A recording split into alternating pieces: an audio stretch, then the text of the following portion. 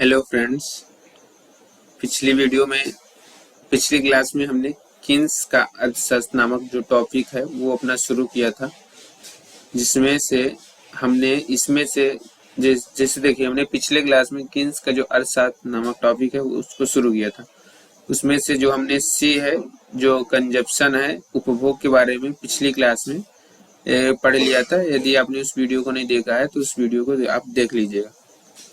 और इस क्लास में हम शुरू करेंगे आई के बारे में, जी के बारे में, एक्स के बारे में और एम के बारे में, कि आई क्या है, जी क्या है, एक्स क्या है और एम क्या है।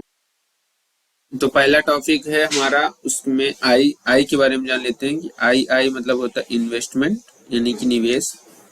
देखो, निवेश एक खर्च होता है जो उत्पादन क्षमता के विस्तार के लिए किया जाता है, और ये मुख्य रूप से मशीनों, उपकरणों, भवनों आदि पर किया जाता है। मतलब मशीनों, उपकरणों और भवनों पर जो भी खर्च आप करते हैं, यानी कि जो भी खर्च आप करते हैं वो कहलाता है निवेश।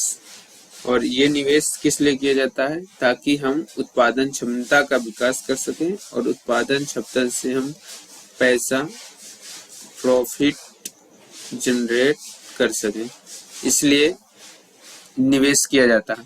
और ये निवेश किस किस प्रकार निर्भर होता है? देखिए, ये जो निवेश होता है वो ब्याज की दर पर निर्भर करता है। मतलब कि क्या है कि अगर ब्याज की दर, जैसे एक चित्र के द्वारा समझ सकते हैं कि जो निवेश होता है वो किस प्रकार मतलब कि किस प्रकार उसमें निवेश जो है वो ब्याज की दर पर किस प्रकार निर्भर करता है। तो एक हमने डायग्राम बनाया, इसमें से जो ब्याज की दर हुई,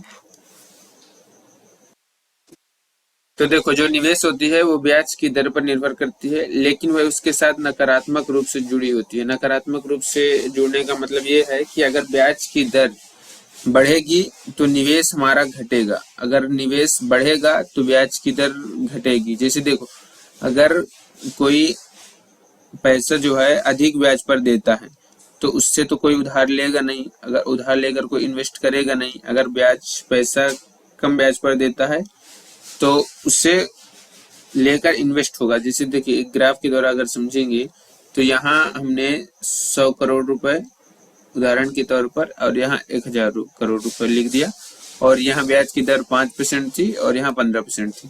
तो देखो, जैसे ब्याज की दर 15% बढ़ी, 15% हुई, यानी कि इसको हम पहला मान सकते हैं, इसको दूसरा मान सकते हैं। देखो, जब ब्याज की दर 5% थी यहाँ पास, तो जब ब्याज की दर 5% थी तो ये जो सर्किल यहाँ से गया और फिर यहाँ आया, यानी कि निवेश बढ़ा, यानी कि निवेश, ये निवेश लाइन है, इन्वेस्टमेंट लाइन यानी कि निवेश में लाइन है।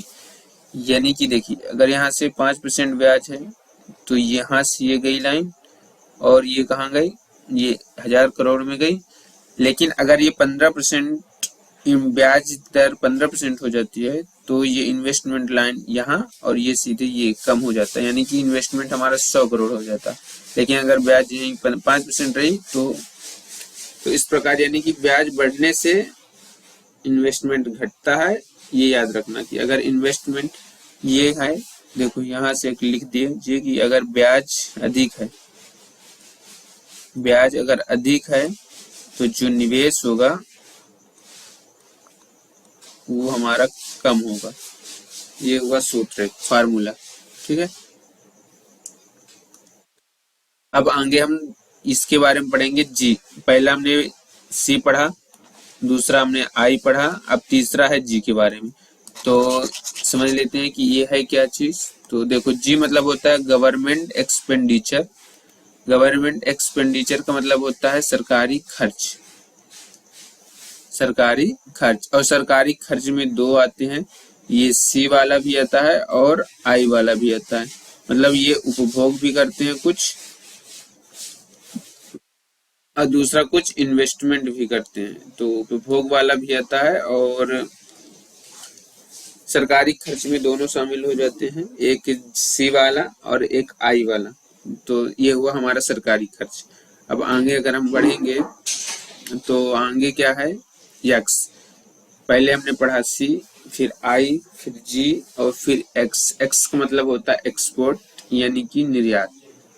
एक्स का मतलब होता है एक्सपोर्ट यानी कि निर्यात।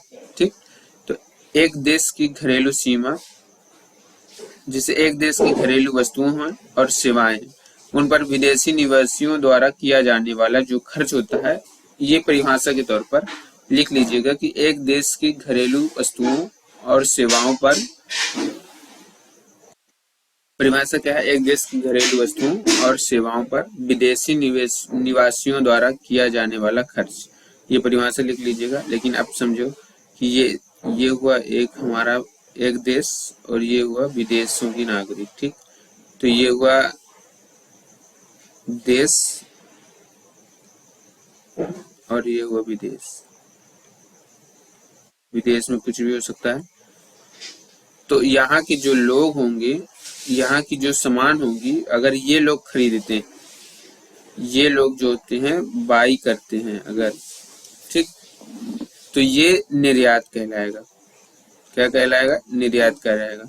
लेकिन अगर यहाँ के सामान ये लोग खरीदते हैं तो ये आयात कहलाएगा। इसके लिए समझा? अगर यहाँ के जो विदेश मतलब जो देश के लोग हैं, अगर वो बेचते हैं विदेश में तो वो खरीदते हैं तो ये निर्यात कहलाएगा, और ये वाले खरीदते हैं तो ये आयात कहलाएगा। तो एक देश की घरेलू वस्तुओं और सेवाओं पर विदेशी निवासियों द्वारा किया जाने वाला खर्च। ठीक, और इसी प्रकार आयात हुआ कि घरेलू निवासियों द्वारा विदेशी वस्तुओं और सेवाओं पर खर्च, यानी अकॉर्डिंग टू किन्स। किन्स कहते हैं कि अगर जिस एक देश की, ये देखो, एक न्यूनतम स्तर को छोड़कर आयातों का जो स्तर होता है वो जीडीपी के स्तर पर निर्भर करता है।